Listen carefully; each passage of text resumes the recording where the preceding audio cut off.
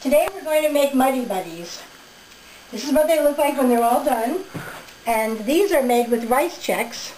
And you can also make them with Corn Chex. We have found that we like the Rice Chex better. They're actually a little bit lighter in color. And they have a little different flavor. So here we go. First we want to do is put the Rice Chex into the bowl. We're going to do 9 cups. 1,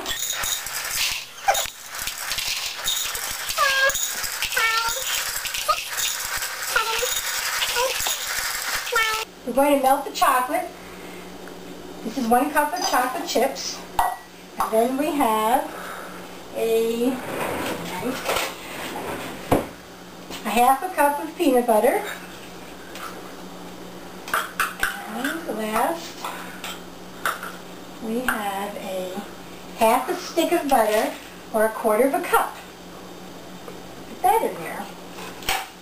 And we're going to put it into the microwave. To melt it very slowly. We'll put it in for 1 minute. Probably on high on your microwave. Mine cooks a little differently. And we wait very patiently. Okay. You want to watch it because the butter melted, so you really do. Everybody's microwave is a little different. So give it a stir. And let the heat from the ingredients actually do most of the melting.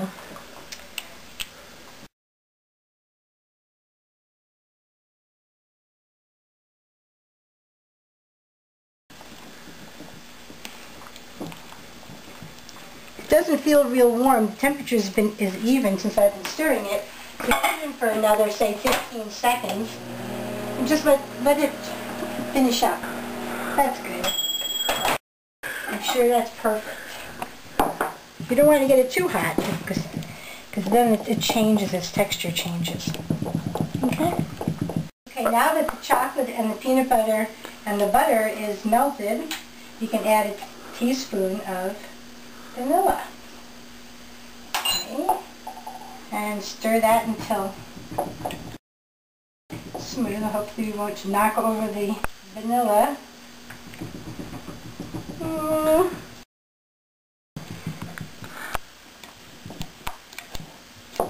That looks pretty good.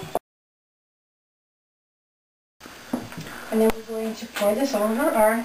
The person taking this video is actually the Muddy Buddy expert. I don't know if you can tell. Let's see, put it over that. And then we will, you don't want to lose any if you can help it. Okay. At this point you want to be very careful to toss them. You don't want to crunch the Chex. And because we put them in a bowl that has a lid, we can put the lid on and do some shaking. Keep mixing.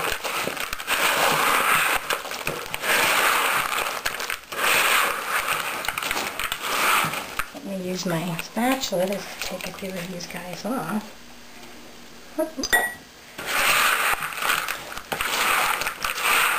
How am I doing, expert? Good.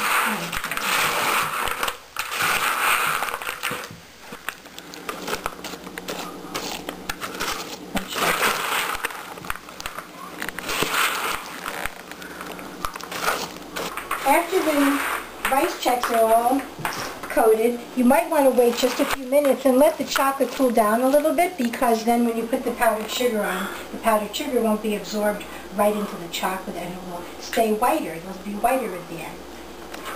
Now what we want to do is we want to add the powdered sugar, and that is a cup, and it does not need to be sifted, 1.5 cups.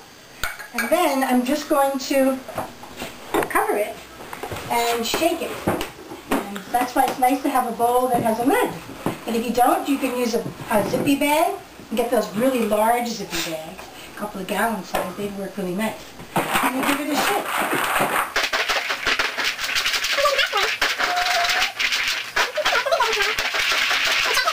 Wait, one more time you're shaking. And now we're going to check and see if it's coated well enough with the powdered sugar. Well, is it? Looks Ooh, good. That looks great. That looks really great. I'm going to shake it a little teeny bit more. Just a little teeny bit more.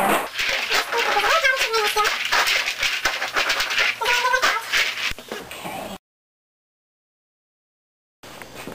Ooh, that looks actually better.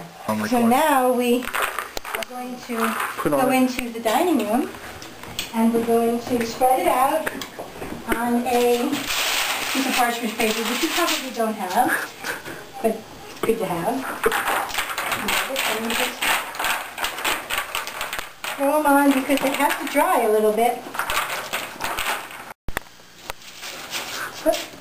And then just shake them back and forth. Okay, you can use 2 cookie sheets if you don't have these big pans. If you don't have a candy and cookie company and you have thousands of pans and millions of pieces of parchment paper, you can do it on cookie sheets. You should eat one. Oh, well, let's see. Take a big one.